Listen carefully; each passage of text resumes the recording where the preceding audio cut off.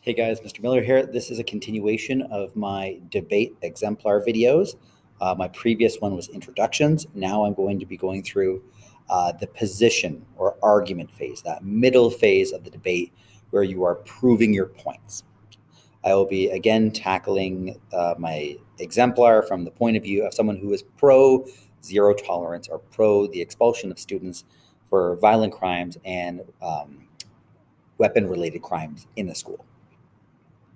So, in my kind of introductory part of this project, I asked you to use the PPE or point proof explanation method for each of your three arguments. So, what I have here is just one argument, kind of for this debate topic in a point proof explanation format.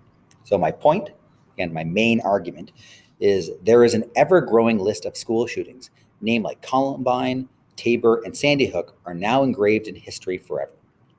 My proof, according to the U.S. Department of Education, there have been 142 school shootings since 2013.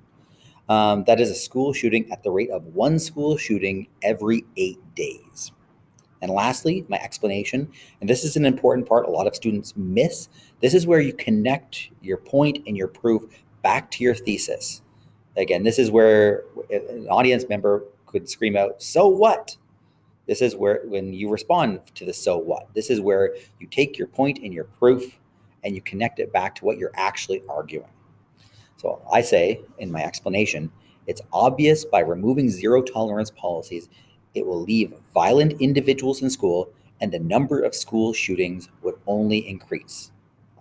And I make my point clear. My success criteria for my position and arguments. So again, point, proof, explanation, and be clear with your proof. Okay, a clear, simplified, and relevant piece of evidence.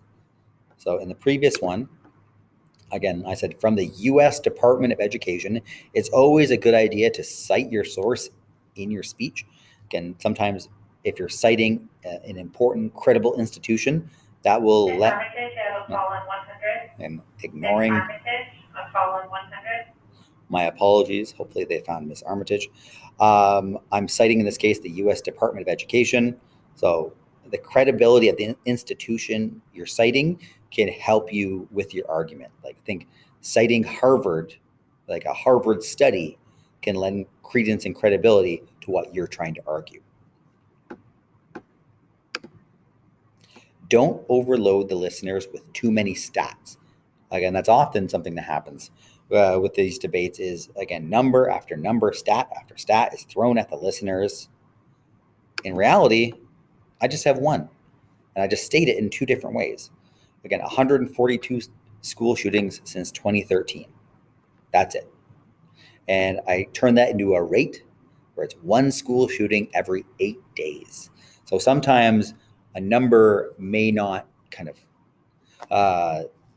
again, get somebody's attention, but if you put it as a rate, or like once every 8 days, or one in every 10 people, or something like that, it can have an impact, because one every 8 days, that's almost once a week.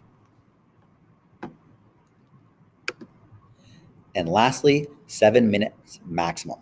I just presented one argument here. I would like you to present 3 arguments in 7 minutes total. So not 21 minutes, not 7 minutes for each argument, 7 minutes total for all 3 arguments. If you have any questions, please ask them on Google Classroom.